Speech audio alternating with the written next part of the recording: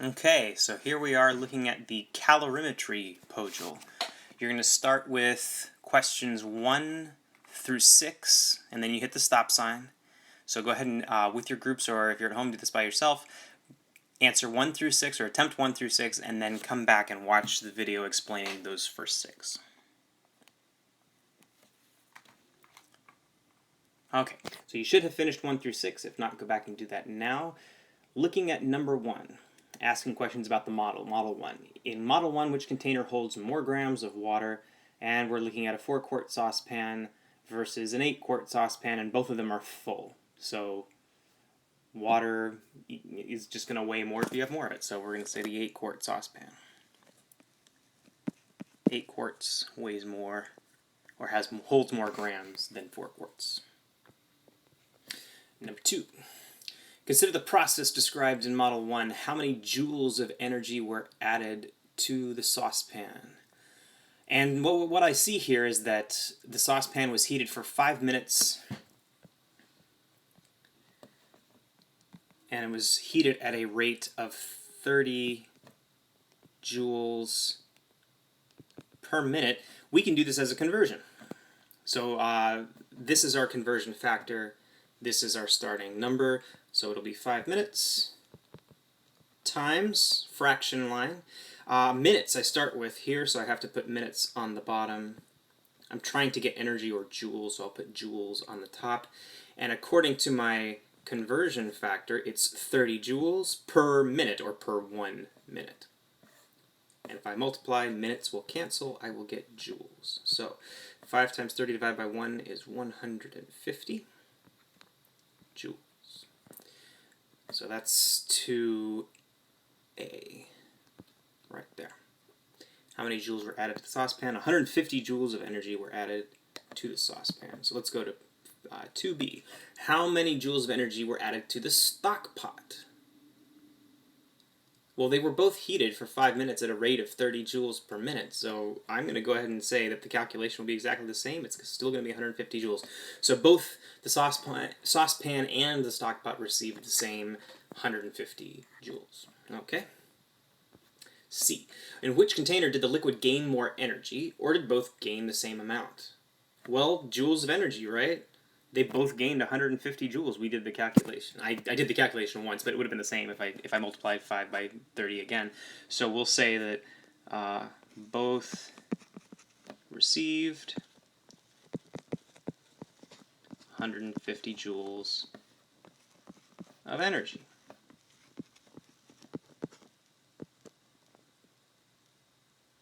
And my reasoning would just be this. I would circle. That's mathematical reasoning right there. Or you could also quote the page that says after heating for 5 minutes at a rate of 30 joules per minute. Both of them were heated for 5 minutes at the rate of 30 joules per minute. Okay. D. For each container, include whether the temperature is expected to increase, decrease, or remain the same after heating. Both containers received 150 joules of heat. Heat was added to them, so I would expect both temperatures to increase. Both temperatures should increase. Both of the 4-quart saucepan and the 8-quart stock pot.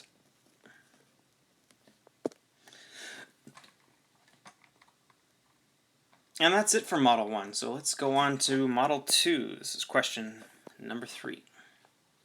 Now we're looking at a bunch of data tables. In the data tables in Model 2, what does delta T mean? Data tables in Model 2. Okay. It looks like when I'm heating a mass of 1 gram or 2 grams or 2.5 grams, etc., I'm looking at a delta T. The delta T's are getting smaller the more mass I have. So when I see something like that, the mass increasing in experiment 1 and the delta T getting smaller with the same amount of energy, I'm thinking a bigger piece of water, 1 gram of water versus 3 grams of water versus 4, or a bigger pot of water, whatever you want to call it. and the bigger pot of water and the delta T is smaller, and I'm adding the same amount of energy to each one, it looks like delta T must be change. So I'm going to say that, whoops, let's not do that. I'm going to say that delta T is change in temperature. I would expect if I heated 5 or 6 different pots of water with the same amount of energy, that the bigger pots of water would not heat up as much, or would not get to a higher temperature. We get to a less temperature than the smaller pots of water. You heat a smaller pot, it takes less, or it goes up more. It receives more temperature with the same amount of energy. All right, and we will say delta T. Furthermore, delta T is calculated like this. Let's say I have a temperature where I start at 10 Celsius and I go all the way to 25 Celsius. That's how much I gained in temperature. And I say, hey, what's the change in temperature? The delta T was, you could do that in your head pretty easy. That's a 15 Celsius increase. You did that in your head, but I'm gonna go very deliberately here and say what you did in your head. You did 25 Celsius and you subtracted 10 Celsius. You actually took the final one and you started with it and you subtracted the first one. You went backwards. So anytime you see delta in front of a letter, that's the same as doing this. We'll say the temperature, the final temperature, I'll put a little F there. You're subtracting from the final temperature, you're going to subtract what we call the initial temperature, or the starting temperature. That works for anything you're measuring. For instance, if you're running a race and you start at the 10-yard line, because we're doing this on a football field, I guess, and you go all the way up to the 25-yard line, you just ran a 15-yard race. But you did that backwards, 25 minus 10. And so in this case, you did an x final, a distance final, minus an x initial. And that would be a delta x. That's what delta means. Delta is final minus initial for whatever thing you're measuring. That will be useful later, so keep that in mind. All right, moving on to number 4. Which experiment in Model 2 illustrates how the amount of energy needed to achieve the same temperature change depends on the mass of water. Key words we're going to look at there. Same temperature change. So I'm looking at the 3 experiments. I'm trying to find the one where all the temperature changes are the same. Looks to me like that's experiment 3. And so the delta T in that experiment, because it's not changing, it's always 9 degrees of change, 9 degrees Celsius of change, that's the controlled variable. I'll put a little C there to say that's my control variable. The other things going on there, we have mass in experiment 3, and we have energy, which is going to be a Q. And it looks like mass is the independent variable and Q is the dependent variable. All right, that's 4. 5 says, which experiment illustrates how different amounts of energy result in different temperature changes when mass is constant. So now I'm looking for one where the mass is not changing. And it looks like that is experiment 2. So mass in experiment 2 is the constant variable. And it looks like delta T is our independent variable, and it looks like Q is our dependent variable. Let's do number 6. Number 6, why was it necessary to perform 3 experiments to find the relationship between mass, temperature change, and energy? Well, in order to answer this one, I'm going to go ahead and finish up here and do my last experiment. Experiment 1, I'm going to list off the variables here. Experiment 1. In experiment 1, it looks as if the energy change, or the energy added, is the constant, because it doesn't actually have a different amount in any of the trials. And then I see mass looks like the independent variable, and change in temperature looks like the dependent variable. So that doesn't answer the question. The question was, why was it necessary to perform 3 experiments? Well, the reason we had to do that is we had to use controls in each experiment, and I'm controlling for a different factor each time because I can only have one independent and one dependent variable. At least for now, that's going to make this a lot easier to deal with. So college and beyond researchers can have methods for dealing with large amounts of variables at a time. They call them multivariate analyses, and usually you have to do regressions and things, and it's a lot more math intensive than we're going to get into in this course. So for us to keep things simplified, we are going to stick with one independent and one dependent variable, which means we have to control everything else. Well, in order for us to do that for these three variables, it takes at least 3 trials so that we can control each variable once and just look at the other two by themselves. Otherwise, who knows? We would have to use a lot more math. So that's kind of the answer to number 6. It's necessary in order to simplify the math and make this easier to analyze. Also, if you're wondering how I'm coming up with who is the independent and who is the dependent, let's just look at experiment 1 really quick. Looking at mass in experiment 1, I'm seeing values like 1, 2, 2.5, 3. Those look like values that an experimenter decided, I'm going to measure that out. I'm going to go pick exactly 1 gram or exactly 2 grams. Not so when you look at the temperature changes. The temperature changes are like 26.8, 13.4. That doesn't look like something that you chose you wanted that temperature change. It looks like something you measured the temperature change and it just that was what came up. That's just a natural thing. So anytime you see values that are regimented and look like they've been picked, that's a clue that's your independent variable. Anytime you see things that just look like they've been measured out of nature, that's probably your dependent variable. Okay, we have now hit the stop sign. Please go on and try numbers 7 through 11, and then you will reach the next stop sign. Once you've finished up to 11, come back and watch this portion of the video.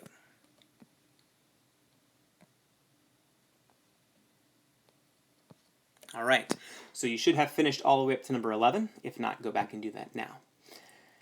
Looking at number 7, refer to experiment 1 in model 2 and consider the relationship between the mass of water and the observed temperature change when the same amount of energy is added. So we're looking at the relationship between the mass and the temperature change, the independent and dependent variable. A asks us to complete the statement below, show the relationship.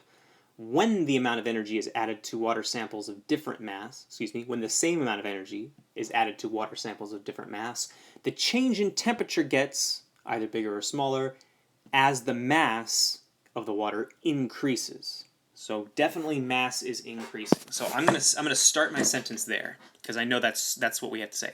As mass increases, I'm going to verify that by going up and looking at experiment 1, and sure enough in experiment 1 the masses are going from 1 to 2 to 3 all the way up to 4. And then the other thing I have to look at is the change in temperature. So as the mass increases, the change in temperature, I'll go ahead and write that out. Temperature, oh, I ran out of room. Sorry. I'm going to keep that as temp. The change in temp, and I'm looking at temperatures, they're going from 26 to 13 to 10 to 8. They're going down. So as mass increases, the change in temperature decreases. This should make sense to you. I have a bunch of different pots of water. One of them holds 1 gram of water, one of them holds 3 grams of water, one of them holds 4. Okay? I expect that if I give each pot of water the same heating, the same amount of heat, I heat it for 2 seconds each, whatever I'm doing, the same 112 joules of energy, the 4 gram pot of water is not going to heat up as much as the 1 gram pot of water. The more mass you have, the less temperature, the less your temperature changes by. Alright? So part B then asks, is this a direct or an inverse relationship? Well, as mass increases, temperature decreases. They're going opposite directions. They're not increasing together. They're one's going one way, one's going the other. So this is an inverse relationship. And we can write an inverse relationship a couple of ways, mathematically speaking. We can do Mass. So mass is proportional to 1 over T, or K over T, 1, or delta T, excuse me. You can also write it as, so that's 1, or you can write mass times delta T equals 1. Actually, it's better to write K. Let's write K.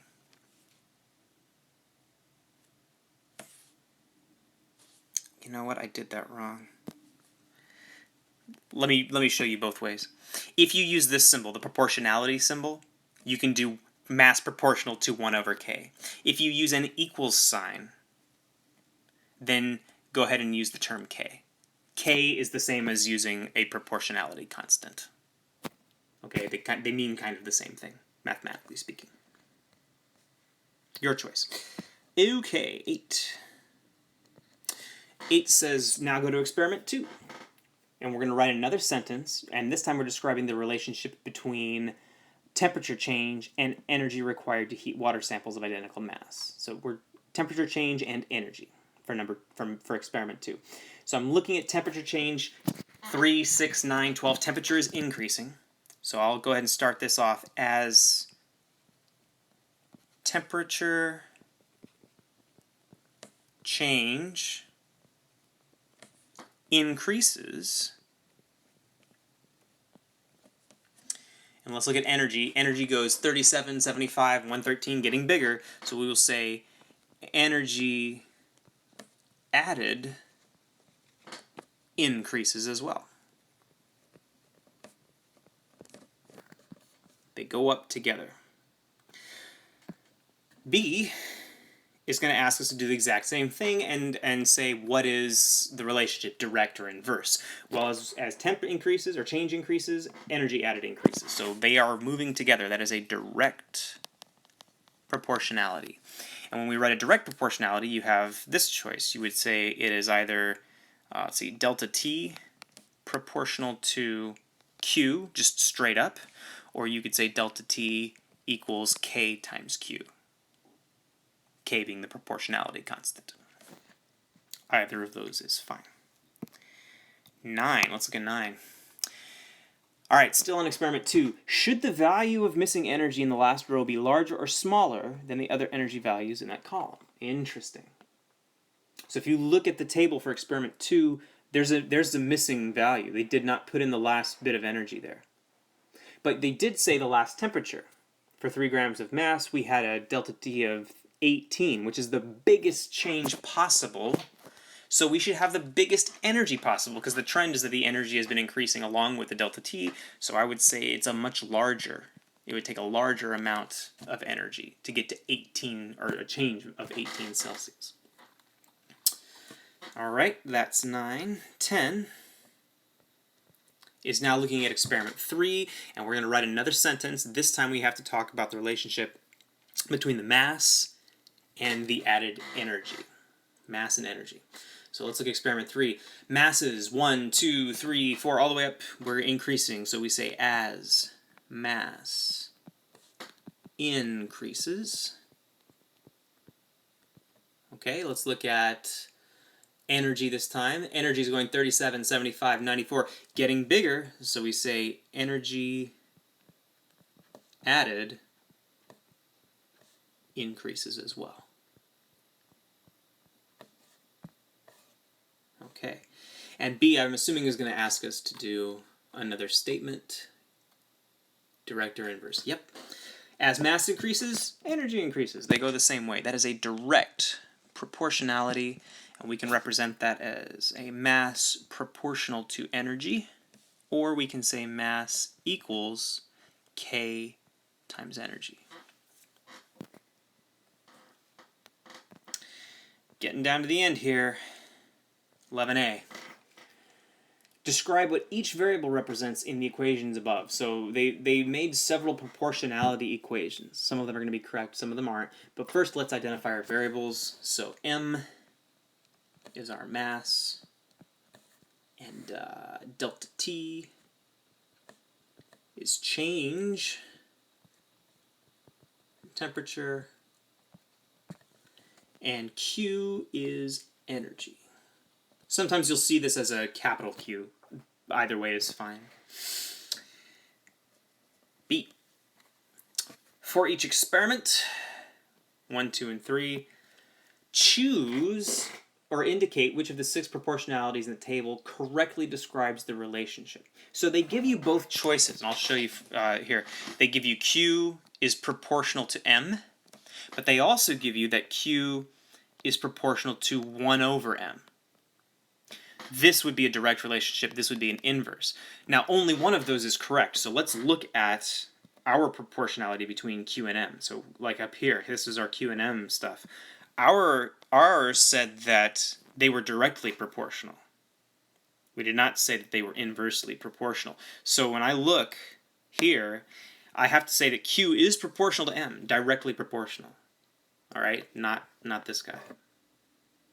So we're going to go through the others. We have the same thing here. We have Q proportional to delta T, and we have Q proportional to 1 over delta T, and then we have delta T proportional to M, and we have delta T proportional to 1 over M. Let's go find those. So up here, I see delta T was proportional to Q. They are directly proportional. So let's go back down here and find that. They flipped it around. They said that Q is proportional to delta T, same exact thing. All right. And then back up here, we had M was proportional to 1 over delta T. So let's come down here and say M, or delta T proportional to 1 over M is the same as saying M proportional to 1 over delta T. All right. So 3 relationships, 2 are direct, 1 is inverse. All right, your next 2, you're going to do 12 and 13, and then we hit the next stop signs. This is a short section. 12 and 13, try those, and then come back to the video.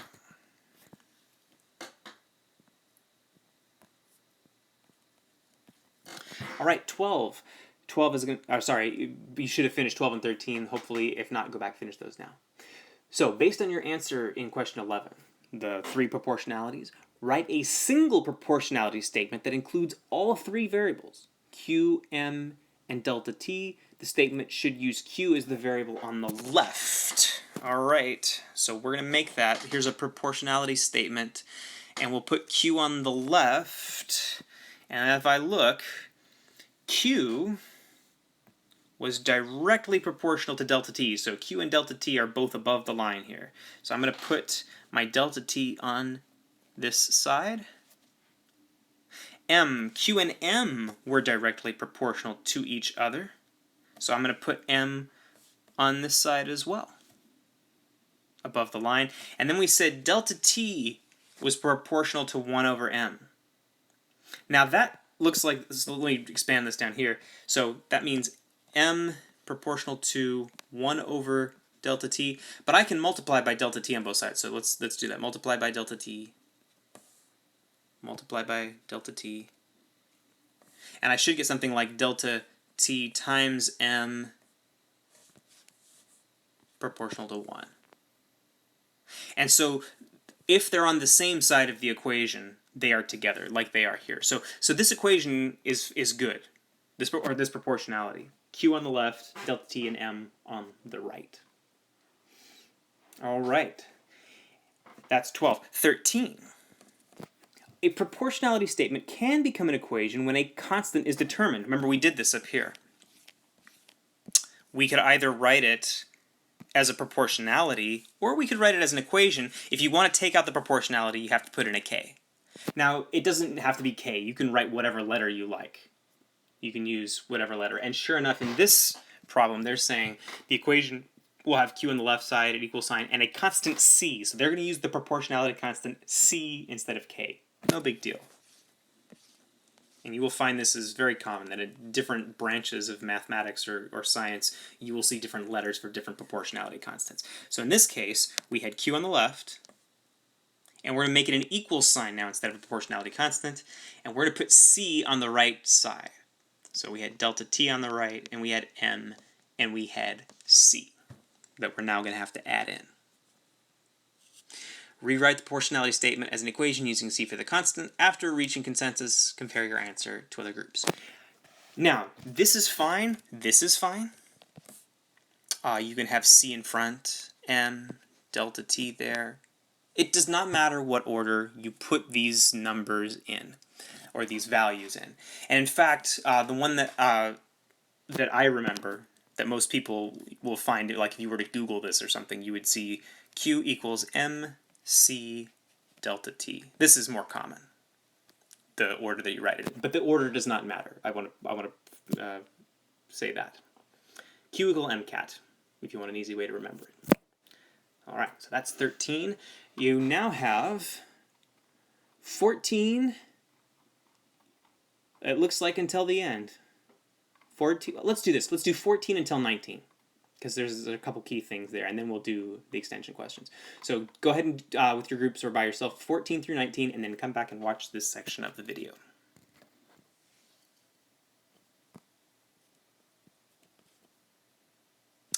Okay, you should have by now completed all the way up to 19. If not, go do that now. I'm going to start with 14 here. Solve for the value of the constant C using data from Model 2. All right, let's do that. Model 2. So I'm going to go find some data from Model 2. I'm going to use trial A from Model 2. Trial A, I had a mass equal to 1.00 grams. I had a delta T equal to 26.8 Celsius, and I had an energy, Q, equal to 112 joules. Now, what they're asking us to solve for C, which is this is the equation we came up with last time, and I want to know what C is, so let's do it. Let's do a Q of 112 joules equal to a mass of 1.00 grams times C, which we don't know, times delta T of 26.8 Celsius. If I want to solve that up, I got to get C by itself. I'm going to divide by 1 gram, and I'm going to divide by 26.8 Celsius, but I have to do that to both sides. So 1 gram on the bottom here, and 26.8 Celsius. That'll cancel. And I'll just be left with C on the right, equal to whatever this is. So let's get our calculators out. And I'm doing 112 divided by 1 divided by 26.8. And I get 4.18. Now there's no cancellation of units. I have joules on top, grams on bottom, Celsius on bottom. Nothing cancels, so it's just joules per gram Celsius is my unit here. That's my C. All right. Now, if I look, I only did trial A. Maybe it's possible trial B has a different value, so let's go ahead and do trial B. All right, trial B, we had a mass equal to 3 grams. We had a delta T equal to 6 Celsius. Oh, wait, hold on. I may have done the first one incorrectly. Let me make sure. I did experiment 1, and they're asking me to do experiment 2. So let's just see if it works out anyway. All right, so make sure everybody knew this. This was experiment 1A, trial A. Now I'm doing, this is experiment 2B.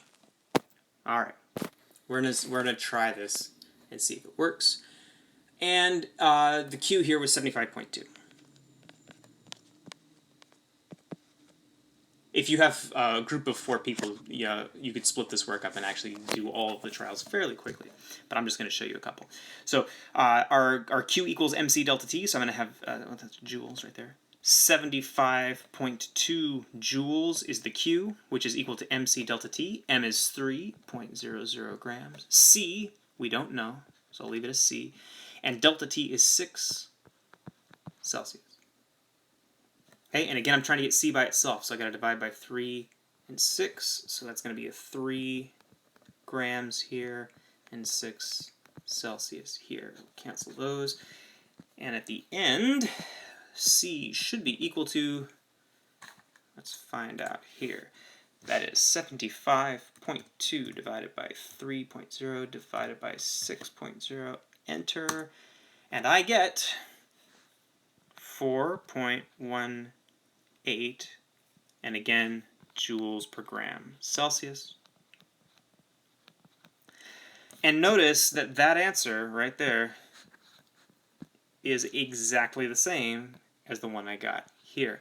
And I think you will find that if you have done these equations correctly for all 6 of the trials in Model 2, you do always get 4.18, or rounds to 4.18. So, C looks like a number that never changes. It's like pi. Anytime you take the circumference, oops, let's actually take a circumference here. Every time you take the circumference of a circle and divide it by the diameter, you always get the same number. You get 3.14. Try it. Make a circle and divide those two numbers. You can't get anything but 3.14. And it looks like here, when we take the Q and divide it by the mass and the delta T, we always get 4.18. So we're going to call that a constant, because it never changes. All right, that's 14. 15. Let's go do 15 here. 15, the constant obtained in 14 is called the specific heat. So C is what we call the specific heat, or sometimes called the specific heat capacity. It is an intensive physical property that has a different characteristic value for every substance. So we said C never changes. Well, that's true for each substance. So in this case, we were looking at an experiment where they heated different amounts of water. And no matter what we heated the water at, if we divided the energy by the mass and the temperature change, we always got 4.18 for water. So water's specific heat, we'll call it the C of water, or C, we'll put a little W there for water. C for water, or the specific heat of water, is 4.18 joules per gram Celsius. If we were to do this experiment again with like aluminum, we might not get the same value. So let's look at 16. What do the units for specific heat mean? Well, let's look at that unit there, joules per gram Celsius. In fact, let's look at 4.18 of them, joules per gram Celsius. You may remember that anytime a unit is on the bottom of a fraction like that, of a proportionality, that it's assumed it's a 1. So this is the same as saying 4.18 joules per 1 gram per 1 Celsius. All right? So what does that unit mean? It means it takes 4.18 joules to heat 1 gram of water until its temperature changes by 1 Celsius. So if you took a gram of water and applied 4.18 joules of heat, you would see it go from like 26 to 27 or something. So it would go up by 1. That's what those units mean. All right, let's go to 17. Using your equation for energy, energy transferred, Q, this is Q equal MCAT, and the calculated value for the specific heat of water, this 4.18 joules per gram Celsius, determine the amount of energy required to increase the temperature of 550 grams of water by 20 Celsius. Well, let's write those down. 550 grams of water. I know which letter that is. That's a mass. That's important. 20 Celsius. And it says to increase by 20 Celsius. So 20 Celsius is the change in temperature. Okay, so those two numbers are given to me in this problem. It also says use the calculated value for specific heat. So I'm going to use 4.18 joules per gram Celsius as my specific heat. And it wants me to use my equation. And the equation is now Q equals MCAT. So let's do that. I don't know Q. Q is a mystery. But I know everything else. M, I said, was 550 grams. C was, so multiplied by 4.18 joules over grams Celsius, multiplied by delta T, which is 20.0 Celsius. That's a lot easier to put in my calculator. Just hit multiply a bunch of times. So 550 times 4.18 times 20 equals, oh, big number, 45,980. Okay, that's the number, 45,980. Now look what the units do. I have grams on top, which will cancel with grams on bottom. I have Celsius on bottom, which will cancel with Celsius on top. So the only thing left is joules. And I wanted joules. Q is always in joules, energy. It's not always in joules, but in this case, it happens to be. Joules is a perfectly acceptable unit of energy. So 45,980 joules, or pretty close to 46 kilojoules. That's a rounding. All right. They asked me to do anything else in 17? No. So go on to 18. 18. Using your equation and the specific heat, determine the values for the missing data in the 3 experiments in Model 2. Okay. There are 3 missing data points in Model 2. First is in Experiment 1, the very last temperature has not been calculated. We're going to calculate that right now. You bet you. Here we go. In 18, what I see in trial F, I see mass is 4 grams.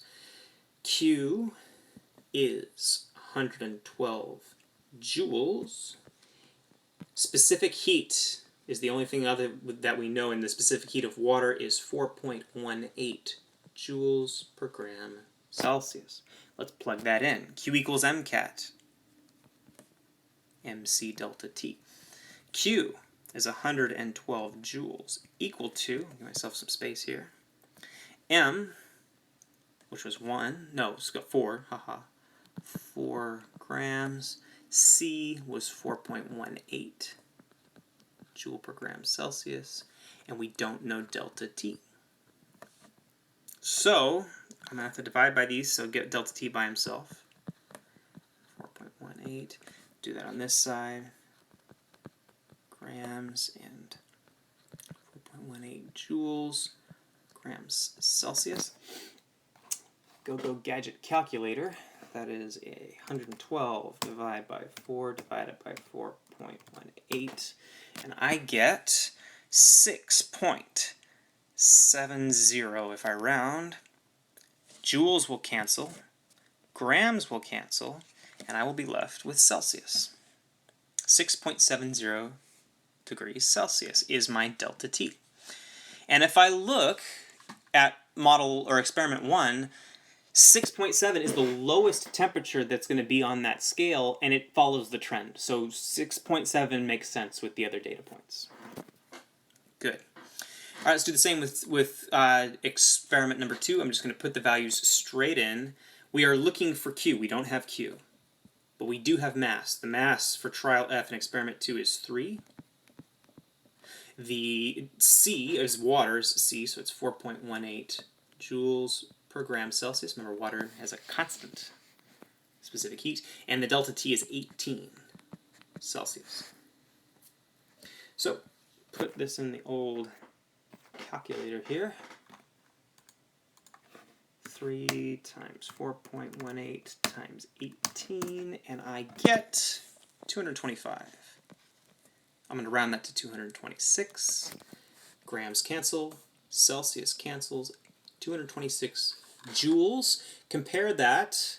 That's the largest amount of energy added, and it follows the trend of increasing energy. So 226 joules does make sense. And lastly, we're going to do experiment 3. In experiment 3, we know Q. That's 150 joules equal to mass of 4 grams times specific heat of 4.18 joule per gram Celsius, and we don't know delta T. So I'm going to divide. I'm going to divide by 4 grams, and I'm divided by 4.18 joules per gram Celsius. Assume that I do that on both sides, obviously, to cancel that. And I should get, according to my calculator, 150 divided by 4.18 is equal to 8.97. Let's put that down here. 8.97. I got joules canceling. I got grams canceling. That should be a Celsius. And sure enough, that's a delta temperature, so it should be a Celsius. 8.97. Let's check. 8.97. How about that? Now notice that the delta T had not changed the entire time, and I just got something that rounds to 9. That rounds to 9. Let me make sure I didn't type that in incorrectly. I didn't. Okay. So we pretty much kept the same temperature. All right. Good stuff. So that was number 18. Lastly, last bit here before we go to the really last bit. This is the penultimate bit, I guess. Use your equation from 13 to calculate the following. 19a. How much energy is transferred when 30 grams of water cools from 20 Celsius to 12.7 Celsius? Okay. How much energy? So we're looking for Q. Q will be equal to mc delta T. M is 30. They say 30.0 grams. Water, they told us it's water, so we can say that the C is 4.18 joules per gram Celsius, and the delta T is not given. However, they do have a 25 Celsius and a 12.7 Celsius. And here's the key words that you always got to look for. It was cooled from 25 to 12.7. So the 25 is the initial, and the 12.7 is the final. Remember, delta T is always final minus initial. So I'm going to put in here final 12.7 minus initial of 25.0, but I didn't have room. Okay. So that will be your equation. And notice that here, well, I'll go ahead and do the calculation, and you can see if you get the same thing I do. All right. Let's do 12.7 minus 25. Okay, negative 12.3 times 4.18 times 30. And I get negative 1542 minus 1542. I should probably round it to 1540. And I get rid of grams, and these were Celsius here, so I can get rid of Celsius, and I will be left with joules. Negative 1540 joules. Don't adjust your calculator, that's not wrong. Notice that this is going to match with the other key word in 19a. Water is cooled from 25 to 12.7. You can lose energy. Anything that gets colder has lost some heat energy. And in this case, we lost 1540 joules of it, 1,540. Totally valid to have a negative answer for change in temperature or energy added or taken away. The only time you can't have negatives in this equation are mass. There is no such thing as a negative mass as far as scientists have proven. That may come later, but for now, no negative mass. All right. B, 19b. Describe the significant difference between this value and the energy values shown in Model 2. This is negative, which is a loss of energy.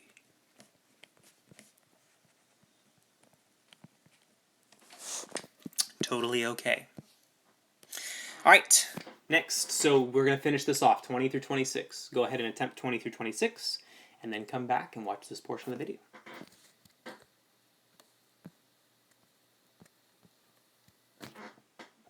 Okay, you should have finished the entire packet here, and we're going to go back and start with number 20. What two substances are being heated in the experiments described in Model 3? Well, we have Hg, which you know as mercury. That's a U, in case you were wondering. And we have H2O, which is, of course, water. Easy. Excuse me. Compare any two trials in Model 3 that use the same amount of energy but involve different substances. Is the temperature change the same or different? So let's look at the same amount of energy in two different trials. You can choose. You can either do 1 and 3, which have both 1,000 joules, or you can do 2 and 4, which have 2,000. I'll do 1 and 3. So compare them, same amount of energy of different substances. Is the temperature change the same? So they both involve 1,000 joules of energy. The temperature change for mercury was 71.0 Celsius. And the temperature change for water was 2.39 Celsius. No, they are not the same. So, not same. Easy. 22. Based on the data in this activity, the specific heat of water was determined to be 4.18 joules per gram Celsius. Okay, that's never changing. Water is going to be 4.18. Use data from Model 3 to solve for the value of the specific heat for mercury. So we have to do a Q equals mc delta T, but we got to use the mercury data, not the water data. We know what the water data is going to give us. It's going to give us 4.18. So mercury. Let's look at him. I'm going to do the 1,000 again. So let's do the 1,000 joules. This is trial 1.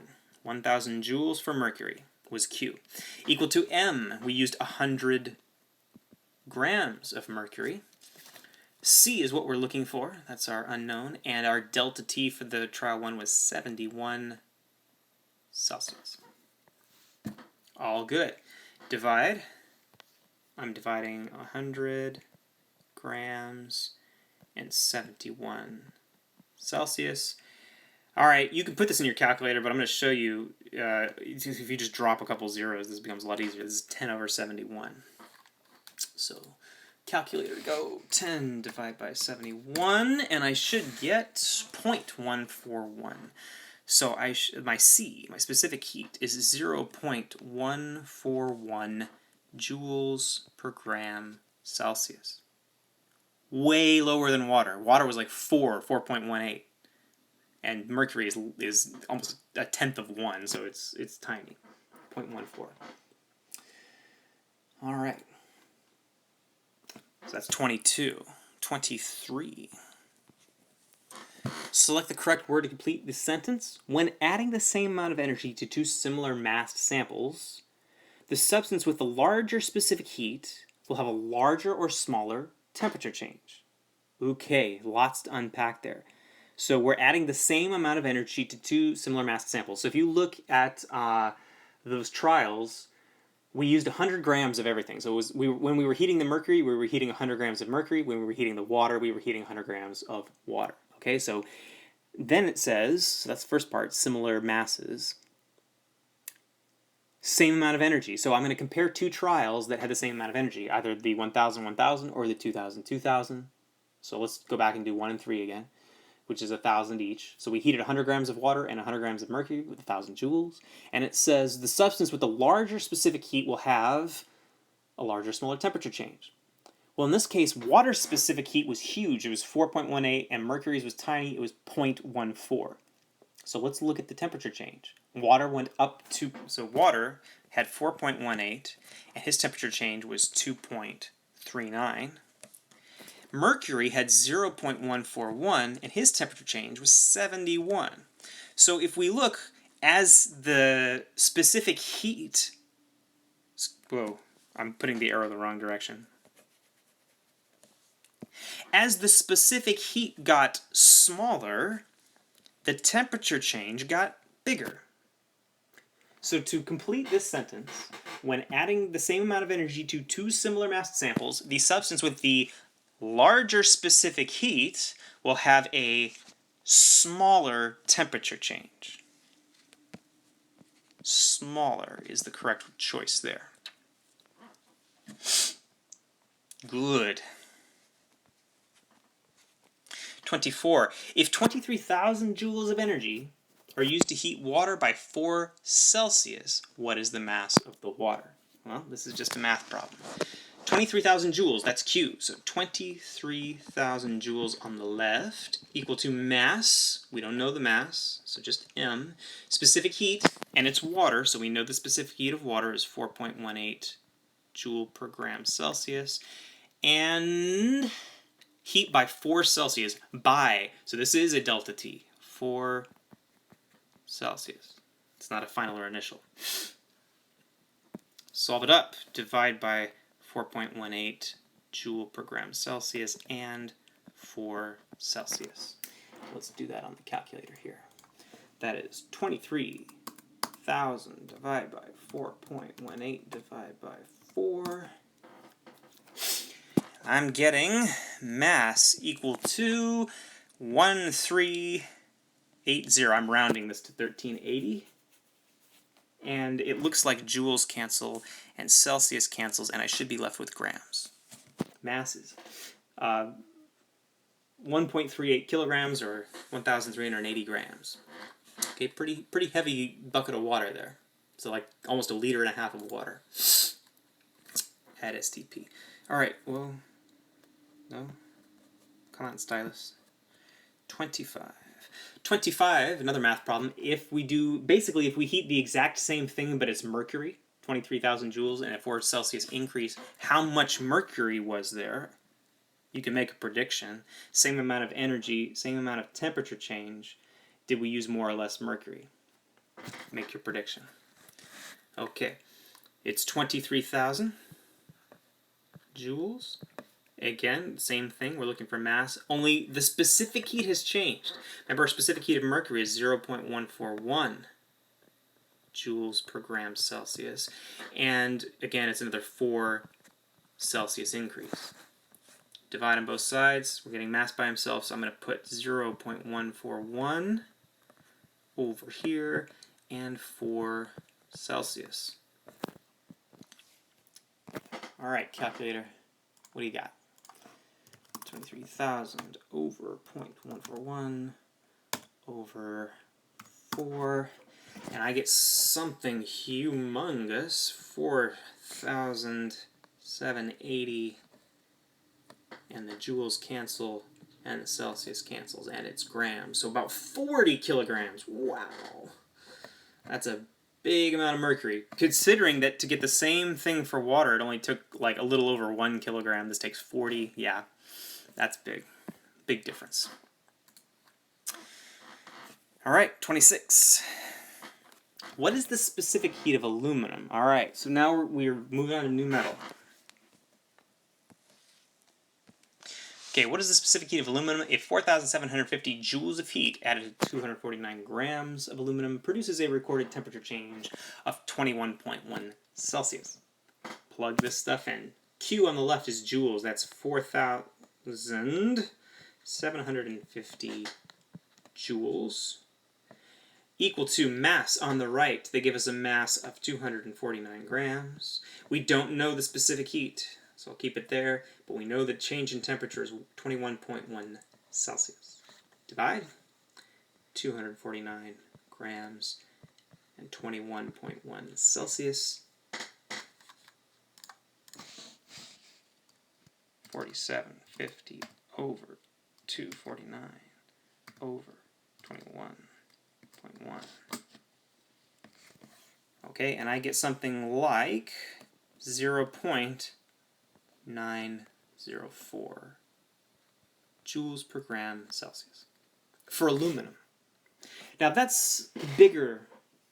That's, you know, almost what, six times bigger than the mercury. So aluminum has a higher specific heat than mercury, but it's not even close to water. Water is 4.18 joules. Water actually has one of the highest specific heats of substances that you probably work with on a daily basis. Very high capacity for storing energy. The higher your specific heat, the more energy you can absorb without increasing your temperature. Or the more energy it takes to increase your temperature, I suppose. Okay, there you go. We have finished that POGIL. You are now on your way to becoming experts at heat and calorimetry.